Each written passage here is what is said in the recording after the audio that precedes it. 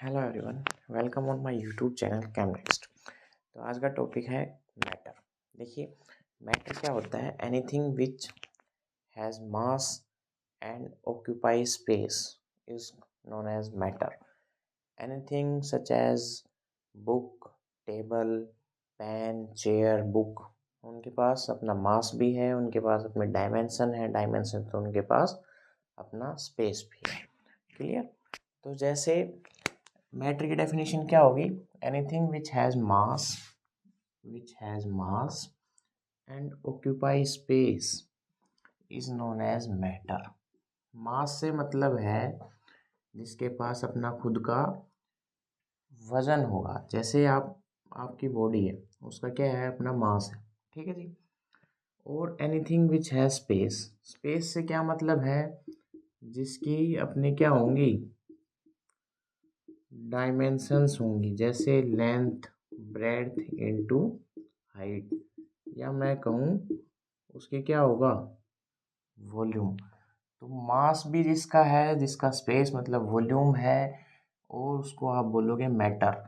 Example में आप ले सकते हो बुक, पेन, ठीक है, table, anything which has mass and space, everything is considered into matter. अब देखो, आपने कहा कि बुक है, बुक के पास अपना मास भी है, अपनी डायमेंशन भी है, तो हमने उसको मैटर बोल दिया। वो इस डेफिनेशन को क्वालिफाई कर रही है। डेफिनेशन, जो डेफिनेशन थी वो बुक के अंदर सेट हुई, वो डेफिनेशन को क्वालिफाई कर रही थी। It is matter, yes it is matter. लेकिन अब मैटर भी क्या है? अलग अलग स्टेट्स में मिलता है। जैसे आपको मैटर की 3 स्टेट्स आपने हो सकता है पढ़ी हो। 3 स्टेट हैं, सॉलिड, लिक्विड और गैस। 3 स्टेट्स के अंदर आपको मैटर मिलता है। इन 3 स्टेट्स के अंदर मैटर मतलब जिसका मास भी होगा, अपना वॉल्यूम भी होगा, स्पेस भी होगा, वो सॉलिड में भी हो सकता है। जिसका अपना मास भी होगा, जिसका अपना स्पेस भी होगा, वो लिक्विड में भी हो सकता है। Anything which has mass and volume and space, वो गैस में भी प्रेजेंट हो सकता है। Matter can be in solid, liquid and gas. ठीक है। अब फर्दर आप इनको कैसे क्लासिफाई करते हो? सॉलिड, लिक्विड और गैस। देखिए,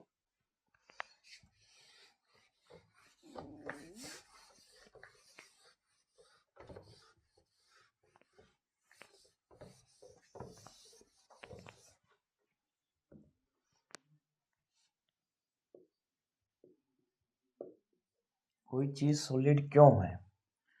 सबसे पहले उसके अंदर फोर्स ऑफ अट्रैक्शन है, या फोर्स बिटवीन द पार्टिकल्स है, वो क्या है? Very strong. तो वो थिंग क्या होगी जी? सॉलिड के अंदर हम कंसिडर करेंगे। अब लिक्विड क्या है? लिक्विड के पार्टिकल्स के अंदर जो फोर्स है एज कंपेयर टू सॉलिड, वो क्या होगी? वीक होगी as compare to solid particle. इसका क्या मतलब है जी? इसका मतलब है कि जितने सॉलिड के पार्टिकल क्लोजली अट्रैक्ट होंगे, क्लोजली बाउंड होंगे, उनके मुकाबले लिक्विड के पार्टिकल्स कम बाउंड होंगे, कम स्ट्रॉन्गली अट्रैक्टेड होंगे। ठीक है। तो उससे कम फोर्स ऑफ अट्रैक्शन वाले पार्टिकल्स किस में आएंगे? लिक्विड के अंदर। अब थर्ड जो स्टेट ऑफ मैटर थी, विच इज गैस, तो इसके पार्टिकल्स लिक्विड से भी कम फोर्स ऑफ अट्रैक्शन से बाइंड होंगे। Particles weak force of attraction, या कहिए weekly bind each other, force of attraction from liquid particles. ठीक है जी। सॉलिड के पार्टिकल्स स्ट्रांगली बाउंड होंगे, मतलब स्ट्रांगली अट्रैक्टेड होंगे, स्ट्रांगली फोर्स ऑफ अट्रैक्शन होगा। लिक्विड के पार्टिकल सॉलिड के मुकाबले कम होंगे। तो वो आपने देखा होगा सॉलिड क्या है। अगर मैं आपको एग्जांपल दूं, एक स्टोन है विच इज सॉलिड। क्या आपने सॉलिड को तैरते हुए देखा? सॉलिड को मतलब जो स्टोन के जो पार्टिकल्स हैं वो इनफ्लो देखा आपने? उनके अंदर फ्लो देखा? नहीं, क्योंकि मान लो आपका मैंने लेट कर लिया कि ये आपका स्टोन इस शेप का है, तो इसके अंदर जो पार्टिकल्स हैं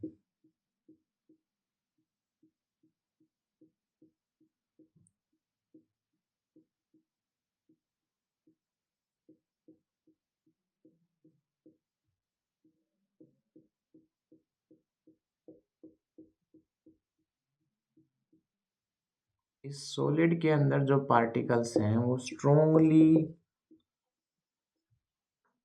फोर्स ऑफ अट्रैक्शन से बंधे हुए हैं। ठीक है जी। तो ये क्या है आपका सॉलिड। ठीक है। अब इससे जो लेस फोर्स ऑफ अट्रैक्शन आया वो आ गया किसमें? लिक्विड के अंदर। As compare to solid particles, liquid के जो फोर्स ऑफ अट्रैक्शन होगा वो क्या होंगे? दूर दूर होंगे जी। ये दूर का मतलब मैंने दिखाने का सिर्फ इतना है कि यहाँ पे जो फोर्स ऑफ अट्रैक्शन होगी वो कम होगी एज कंपेयर टू सॉलिड। ठीक है जी। तो ये हो गया आपका लिक्विड। और यही रीजन है कि लिक्विड क्या करता है? फ्लो करता है। मतलब आपने रिवर के अंदर वाटर को क्या करते देखा है? फ्लो। कंप्लीटली वाटर क्या कर रहा है? फ्लो। बिकॉज उसके पास जो फोर्स ऑफ अट्रैक्शन है वो एज कंपेयर टू सॉलिड लो है। ठीक है। वीकली बाइंड पार्टिकल्स हैं वो, तो वो फ्लो कर रहा है। ठीक है। आपने कई बार एग्जांपल सुना होगा कि जो लकड़ी है, ठीक है, वो सॉलिड में कंसिडर करते हुए लेकिन वो फिर भी तैरती है। वाई? वो एक अलग रीज़न है। वो डेंसिटी उसकी जो है वो डेंसिटी का रीज़न है कि वो फ्लो कर लेती है, वो तैर लेती है पानी के अंदर। ठीक है। पानी के ऊपर तैरती है लकड़ी, वो डेंसिटी का रीज़न है। लेकिन जो सॉलिड है वो कभी भी एज कंपेयर टू लिक्विड, अगर हम उसको लिक्विड के साथ कंपेयर करें तो वो लिक्विड के हिसाब से कभी भी फ्लो नहीं करता। सॉलिड एक रिजिड है और वो कभी भी क्या नहीं करता जी? फ्लो नहीं करता है। जैसे लिक्विड जैसे फ्लो करता है वैसे सॉलिड नहीं करता है। अब बात करते हैं गैस। ठीक है। पार्टिकल ऑफ गैस लिक्विड से भी क्या है? दूर दूर। उनके अंदर फोर्स ऑफ अट्रैक्शन तो है लेकिन एज कंपेयर टू लिक्विड कम है। जैसे मैं आपको एक एग्जांपल देता हूँ। आपने एक इंसेंस स्टिक, जिसे आप अगरबत्ती बोलते हो या फिर कहिए परफ्यूम, जो आप परफ्यूम यूज़ करते हो, which is the best example of gas. आप स्प्रे करते हो उस परफ्यूम की, उससे क्या होता है? जो पार्टिकल्स हैं, ठीक है, उसमें भी कुछ गैस प्रेजेंट है। ठीक है। वो गैस आप एक रूम के उसमें किसी एक रूम में स्प्रे करते हो, पूरे घर के अंदर उसकी फ्रेगनेंस फैल जाती है। Why? Because the force of attraction between the particle of gases are very weak, so they easily move, they easily flow near by place. ठीक है। तो वो क्या करते हैं? पूरे घर में फैल जाते हैं। This is the best example of solid, liquid and gas. तो मैटर हमने पढ़ लिया, जिसका मास है, जिसका स्पेस है, जिसका वॉल्यूम है, वो मैटर होगा। मैटर हमने क्लासिफाई किया 3 पार्ट में, सॉलिड में, लिक्विड में और गैस में। सॉलिड में देख लिया, लिक्विड में देख लिया और गैस में देख लिया। ठीक है। अब नेक्स्ट टॉपिक है आपका कि मैटर फर्दर कैसे क्लासिफाई किया जा सकता है। ये तो हो गया मैटर किन किन स्टेट्स में मिलता है, ठीक है।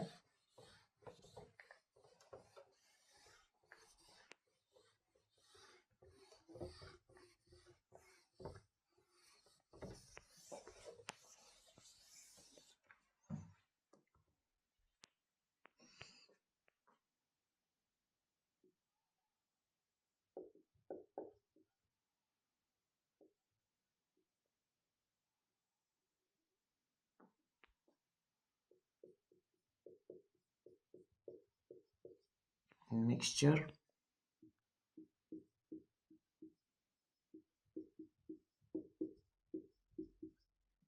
Pure substance. मिक्सचर को फर्दर क्लासिफाई कर दिया,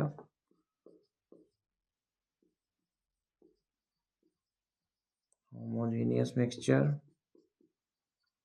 इसको फर्दर क्लासिफाई कर दिया हेटेरोजेनियस मिक्सचर, ठीक है जी। इसको फर्दर क्लासिफाई कर दिया दो पार्ट में, एलिमेंट, कंपाउंड, ठीक है। मैटर को फर्दर क्लासिफाई किया मिक्सचर एंड प्योर सब्सटेंस। देखो मिक्सचर से बात करते हैं स्टार्ट। मैटर तो मैंने आपको बता दिया मैटर क्या है। मिक्सचर नाम से ही पता चल रहा है कि व्हाट इज मिक्सचर, ठीक है। मिक्सचर जो होगा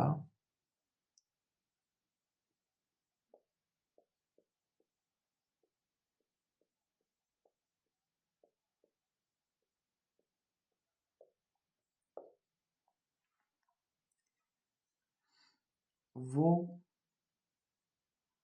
रेशियो है किसी टू प्योर सब्सटेंस का, या कहिए the mixup of two pure substance. हमने किसी दो प्योर सब्सटेंस को मिक्स कर दिया और हमने क्या बना लिया, एक मिक्सचर बना लिया, ठीक है। जैसे मैं बात करता हूँ फॉर एग्जांपल, मैंने वाटर प्लस शुगर, ठीक है जी, water plus sugar, water H2O होता है, ठीक है।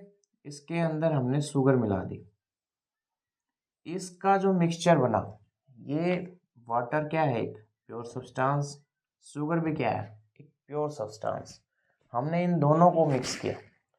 अगर ये यूनिफॉर्मली है through out the mixture, uniformly mixture इन्होंने बनाया, यूनिफॉर्मली मतलब कोई another substance is not identified in this mixture, it is uniformly throughout, then it is considered into homogeneous mixture। homogeneous mixture का मतलब है कि जिनके थ्रू आउट द मिक्सचर क्या हो, यूनिफॉर्मिटी। जैसे water plus sugar, water plus salt, इसके अंदर थ्रू आउट आपको क्या मिलेगी, एक यूनिफॉर्मिटी मिलेगी, ठीक है। आप करके देखिए मिक्स, आपको एक अलग से ही दिखेगा। तो इसको हमने कंसिडर किया किसको, होमोजीनियस मिक्सचर। अब आते हैं हम हेट्रोजीनियस मिक्सचर। एक दूसरी बाउंडेशन, जो इसका कंपोजिशन है, जो इसका कंपोजिशन है, कंपोजिशन, कंपोजिशन मतलब कितनी अमाउंट है, वो हम कितनी भी ले सकते हैं, ठीक है। अगर इसकी कंपोजिशन की बात करें तो वो कितनी भी ले सकते हैं, वो कोई फिक्स अमाउंट नहीं होती मिक्सचर के अंदर। अब हेट्रोजीनियस की बात करूँ मैं, ठीक है। तो हमने शुगर प्लस सॉल्ट, इसके अंदर कोई यूनिफॉर्मिटी आपको दिखाई देगी, शुगर अलग दिखाई देगी, सॉल्ट अलग दिखाई देगा, so it is heterogeneous mixture, ठीक है। कंपोजिशन इसमें भी कोई फिक्स नहीं है। अब प्योर सब्सटेंस, प्योर सब्सटेंस नाम से ही पता चल रहा है प्योर सब्सटेंस। अब प्योर सब्सटेंस के अंदर फर्स्ट एलिमेंट, ठीक है। अगर मैं बात करूं सोडियम की, Na होता है सोडियम, ठीक है जी। अब सोडियम एक एलिमेंट है जिसमें throughout the complete sodium के अंदर all the atoms are of sodium metal, ठीक है। अगर मैंने ये सोडियम लिया, सपोज दिस इज सोडियम, तो इसके अंदर जो एटम्स होंगे ये जो throughout the sodium element all the atoms are of sodium, sodium, ठीक है। यहाँ देखोगे यहाँ भी सोडियम। तो throughout complete in this section all of the atoms are of sodium metal, ठीक है। so this is element, ठीक है। एलिमेंट जो किसी बहुत सारे एलिमेंट है हमारी पीरियोडिक टेबल के अंदर, hydrogen, helium, neon, argon, krypton, ठीक है, sodium, magnesium, aluminium, silicon, phosphor, sulphur. तो थ्रू आउट द इनके अंदर सभी के प्योर सब्सटेंस के अंदर एलिमेंट्स हैं, वो सभी के एटम उसी एलिमेंट के मिलेंगे जिसका वो एटम उसी एलिमेंट के मिलेंगे जिसका आप उसको आइडेंटिफाई कर रहे हो, ठीक है। अब आता है जी कंपाउंड, ठीक है। कंपाउंड देखो,